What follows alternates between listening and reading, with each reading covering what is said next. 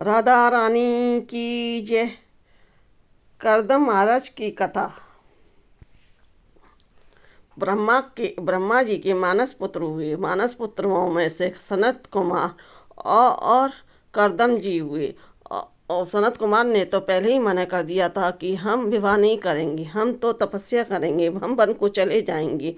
उनके दूसरे पुत्र करदम जी ने भी मना कर दिया, हम विवाह नहीं करेंगे, हम तो वन को तपस्या के लिए जाएंगे। ब्रह्मा जी ने कहा ठीक है। ब्रह्मा जी बोले पहले तुम विवाह कर लो, फिर गृहस्थी आश्रम से भोग लो और फिर वन को जाना तपस्या करने के लिए। और नहीं नहीं तो मन बड़ा विचलित हो जाता है। लेकिन उनकी करदम जी नहीं माने। करदम जी नहीं माने। करदम जी तपस्या के लिए वन में चले गए। जब वो तपस्या के लिए उनके मन में सब लोगों को देखते थे और सब अपनी स्त्रियों के साथ रहते थे, विहार करते थे, तो वो करदम जी बोले हम तो जंगल में अकेले ही पड़े रहते हैं, हमारे साथ तो कोई भी नहीं है, हमें भी शादी करनी है, हमें भी विहार करना है। करदम जी के मन में आया कि हम भी शादी करेंगे। वो तपस्या फिर करने लगे। कोई तो भक्ति पाने के लिए तपस्या करता है, लेकिन करदम जी शादी विवाह के लिए तपस्या करने लगे। जब विवाह के लिए तपस्या करने लगे तो भगवान नारायण आए। भगवान नारायण बोले कि करदम जी से कि आप विवाह करेंगे, हम तुम्हारी पक्की कराते हैं। भगवान नारायण बोलते हैं देखो तो सही, बुढ़ापे में क्या क्या बुद्धि सटिया गई है, क्या बुद्धि सटिया गई है। करदम जी का विवाह पक्की कराते हैं। स्वयं मन्नु के 3 पुत्रियां, 2 पुत्र हैं, देवहूति, आहुति और प्रसूति। देव बीच वाली कन्या से और 2 पुत्र हैं, और उत्तानपाद और प्रियव्रत।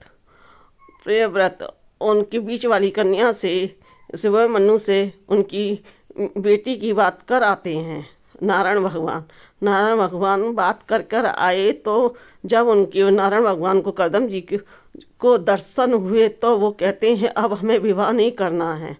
नारायण भगवान बोले कि आप पहले ही मना कर देते तो हम आपका विवाह पक्का करके नहीं आते। उन वो करदम जी इसलिए मना कर रहे थे क्योंकि भगवान नारायण के दर्शन हो गए थे। करदम जी बोले हम विवाह एक ही शर्त पर करेंगे कि आप हमारे पुत्र के रूप में आएंगे। भगवान बोले ठीक है ठीक है। जब स्वयं मनु से विवाह की बात चली तो स्वयं मनु विवाह की बात पक्की करने आए। स्वयं मनु से बोले जब हमारे पुत्र हो जाएगा तो हम गृहस्थी आश्रम त्याग देंगे, इस शर्त पे विवाह करेंगे। तो स्वयं मनु बोले ठीक है। जब उनका विवाह हुआ देवहूति से विवाह हुआ तो वो अपनी पड़कुटिया में लाए। पड़कुटिया में घोंसले थे, 40 घोंसले सब जगह, सारे पड़कुटिया में।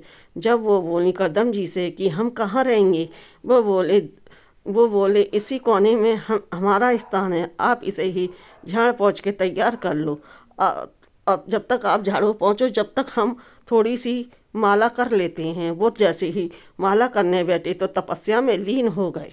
जब उन्होंने देवहूति ने देखा कि करदम जी तो तपस्या में लीन हो गए, अब उनकी आंखें बंद हो गई हैं, खुली नहीं, तो वो उनकी शरीर को पोंछने लगी और आरती करने लगी। और वे जब गंदमूल खाकर वो खुद रहने लगी, कभी कभी पत्ते खा लेती, कभी कभी तो पानी पीकर ही रह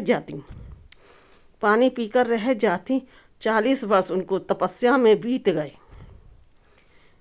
40 वर्ष बीत गए। जब उन्होंने करदम जी ने जब अपनी आँख खोली तो वो बोलते हैं आपको ये वृद्ध माता कौन है। वो बोलती हैं देवहूति हम तो आपकी पत्नी हैं, आप इतनी बूढ़ी हो गई हैं, आपने हमारे पीछे क्या खाया।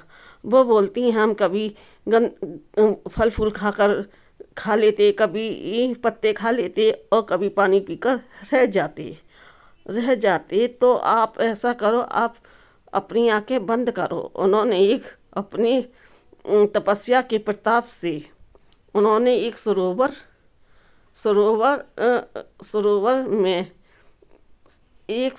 में 9 मंजिल मकान बनवाया और खूब बड़ा गार्डन, खूब अच्छा खासा, खूब अच्छे पक्षी जानवर सब कुछ था। और उन्होंने सरोवर में डुबकी लगाई और बोले तुम आँख बनो। सरोवर में डुबकी लगाते ही दोनों जने जवान हो गए और वो 16 वर्ष की हो गई और करदम जी 20 वर्ष की हो गए।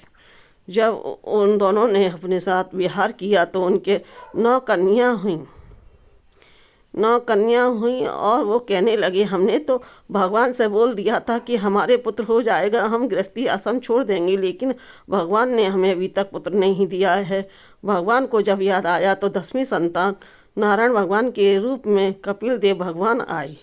कपिल देव भगवान आए तो वो देवहूति से बोलते हैं अब हमारा गृहस्थी आश्रम पूरा हो गया, अब हम वन को तपस्या के लिए जाएंगी, तुम जानो और तुम्हारा बेटा जाने।